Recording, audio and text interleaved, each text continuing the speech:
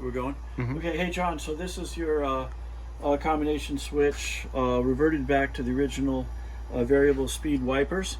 And in fact, we do have it hooked up right now to the variable speed wiper motor, the plug harness, 2 plugs up at the motor, the variable speed resistor, and all of the individually labeled wires that we'll go through in just a second, including a series of wires that are already in your vehicle that go up to the motor, with the exception of one, which we'll get to in a second. So for starters, I'm just going to go through these.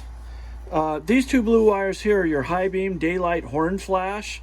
Connect when daylight arm is pulled.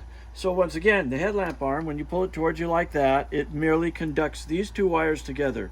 Where they are in your harness, we're not exactly sure.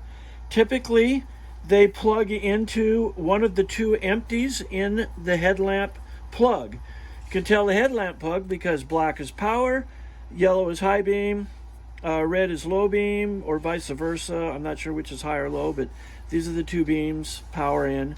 And this small green wires that is to the rotating switch, which we have marked rotator.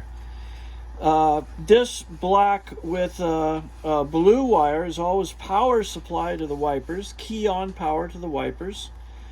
And again, we're not sure if it's going to occupy one of these connectors in your plug. No, we have a separate plug for that. We just haven't put anything into it because we don't know how. This is the wiper here, right? Yes. Okay, so here's the wiper plug.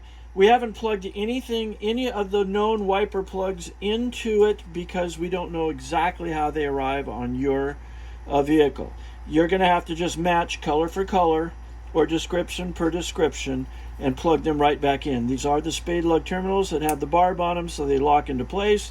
To remove them, you put a screwdriver in there, knock down the tab, and slide them out. So that should be simple enough. But once again now, this particular blue wire here is the other. Why would they possibly make a wire that's blue, just like the high-low beam wires? That's why we've separated them for you. But they do, and this is part of the wiper system. Connects to light blue on wiper motor plug.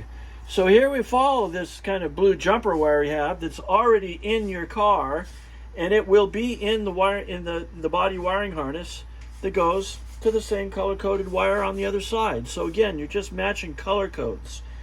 You did not have this particular wire in the harness, which is connected to the blue-white wire supplied to the wiper motor. So this is actually a wire that we have made that has the correct blue-white color code on it on this end.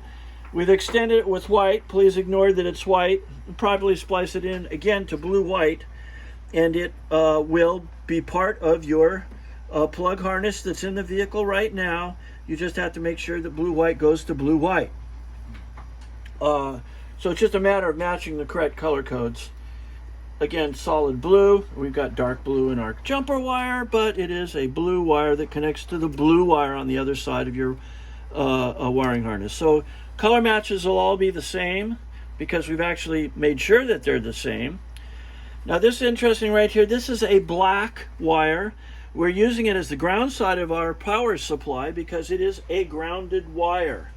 Similarly, on the variable speed rheostat here, one side of this rheostat is ground, so we're using a black wire to indicate that.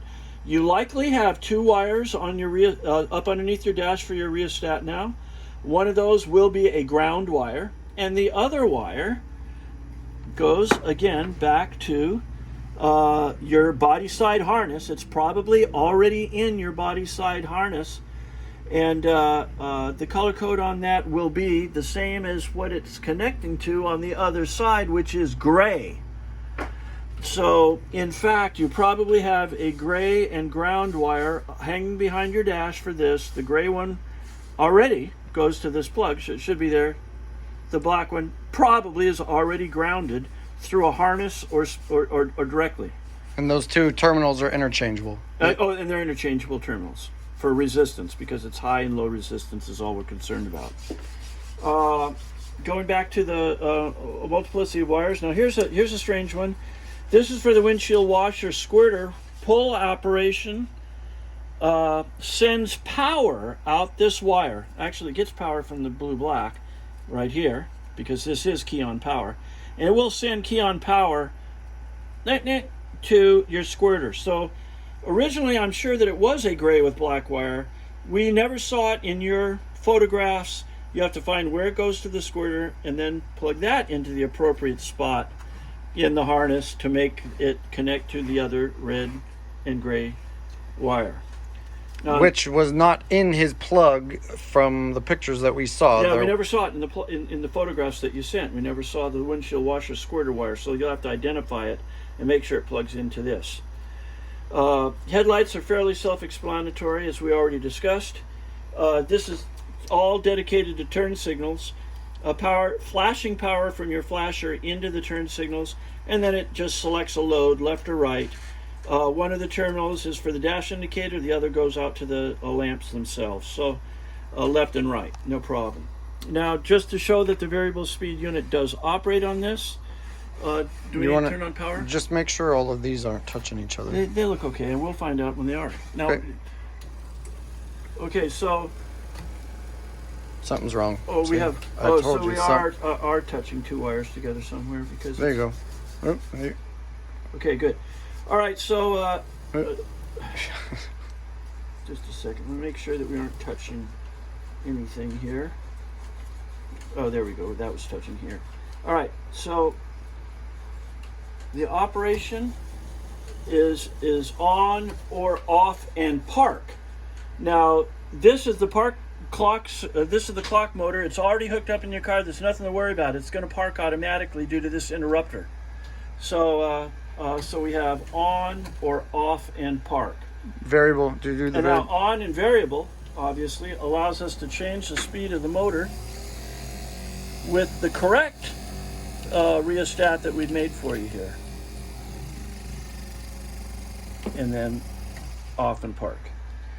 So I think that covers it pretty much. I'm sure you'll have some question to call us on, but you can refer back to this video as you're installing to verify our descriptions. We're shipping it, right? Yeah. Thank you.